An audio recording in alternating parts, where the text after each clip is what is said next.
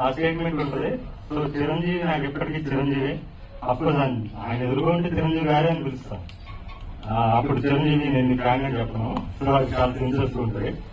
So అలాంటి comments పెట్టకండి. చిరంజీవి అనే ఎమోషన్ ని నేను అలా క్యారీ చేస్తాను లైఫ్ లో. ఎందుకంటే చిరంజీవి నాకు శివుడు లాగా. నాకు సినిమా మీద కోపం వచ్చినా చిరంజీవి నుంచి మొదలు పెడతాను. సినిమా మీద ప్రేమ వచ్చినా నేను చిరంజీవి నుంచి మొదలు పెడతాను. సో ఆయన ఆ మహానుభావుడు బర్త్డే రోజు నా అగ్ని పరీక్ష అది. చాలా మంది నా థియేటర్ ఎంట్రీ కోసం వెయిట్ చేస్తున్నారు. సో టైం తీసుకున్నాను, కరెక్ట్ గా దిగాలనుకున్నాను, కరెక్ట్ గా దిగాను. ఐ బిలీవ్ ఇది ప్రతి మనిషికి కనెక్ట్ అవుతుంది. ఇందులో లోరాజ్ క్యారెక్టర్ గురించి చెప్పాలి.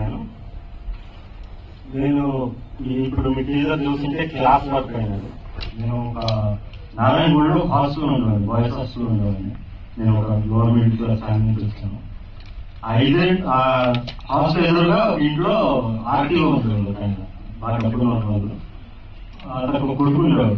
ఇప్పుడు ఏసీ కలర్ తెల్లగా ఉంటాడు, స్మార్ట్ ఉంటాడు. రోజు కార్లో నైట్ వచ్చేవాడు, ఫ్రెండ్స్ తో పార్టీ చేసుకుని ఇంటికి వచ్చేవాడు.